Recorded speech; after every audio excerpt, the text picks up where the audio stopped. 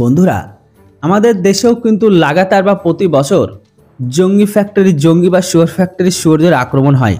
তাই আমরা এই সমস্ত আতঙ্কবাদী সমস্যাকে অনেকদিন ধরে বুঝে আসছি বা ঝেলছি। তবে যেটাই হোক, এর পরের মুহূর্তটা কি হয় সেটা আমরা ভালোভাবে বুঝি।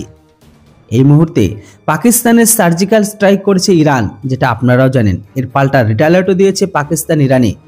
তবে এরই ওপর ভারতের তরফ থেকে স্টেটমেন্ট দিয়েছে যে আত্মরক্ষার পদক্ষেপ আছে সবারই। ঠিক এমনটাই বলে ভারত এবার পাশে দাঁড়িয়েছে ইরানের পাশে দাঁড়িয়ে সন্ত্রাসবাদ নিয়ে পাকিস্তানকে এক হাত নিয়েছে ভারত।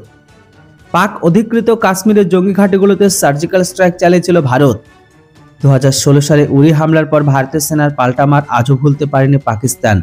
সেই সময় পাকিস্তান সেই জায়গার কোনো নিউজ এজেন্সি বা ভিডিও ফুটেজ বা কোনো ছবিকে তারা পাবলিশ করতে দেয়নি, সবকিছু ব্যান করে দিয়েছিল। বুঝতেই পারছেন ভারতের তরফ থেকে করা সেই স্ট্রাইকে কত বড় ক্ষতি হয়েছিল।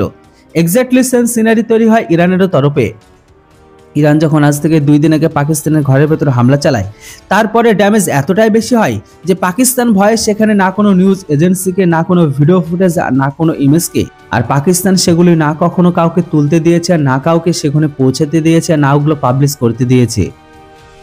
যেটাই হোক, সেই ঘটনার কথা কিন্তু আরও একবার মনে করিয়ে দিল দিন দুয়েক আগে পাকিস্তানের জিহাদি ডেরায় মিসাইল ও ড্রোন হামলা চালিয়েছিল ইরান। এহেন ডামাডোল পরিস্থিতিতে বন্ধু তেহরানের পাশে দাঁড়িয়েছে ভারত।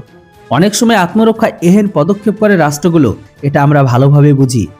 বিশ্লেষকদের মতে ইরানের পাশে দাঁড়িয়ে সন্ত্রাসবাদ নিয়ে পাকিস্তানকে এক হাত নিয়েছে ভারত। ইসলামাবাদে যে সন্ত্রাসবাদের মদতদাতা, সেই কথা ইঙ্গিতে আবার স্পষ্ট করে দিয়েছে বিদেশ মন্ত্রক।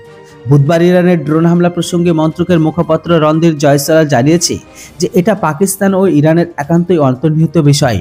তবে সন্ত্রাসবাদ নিয়ে জিরো টলারেন্স নীতি মেনে চলে ভারত। অনেক সময় আত্মরক্ষায় এহেন পদক্ষেপ করে রাষ্ট্রগুলো, এটা আমরা বুঝি। তাৎপর্যপূর্ণভাবে ভারত ও ইরানের সম্পর্ক সময় পরিপ্রেক্ষিত। কাশ্মীর ইস্যুতে একাধিকবার দিল্লির পাশে দাঁড়িয়েছে তেহরান। মস্কো, দিল্লি, তেহরান সখ্য সাউথ ব্লকের নীতি নির্মাতাদের কাছে বড় কৌশলগত হাতিয়ার।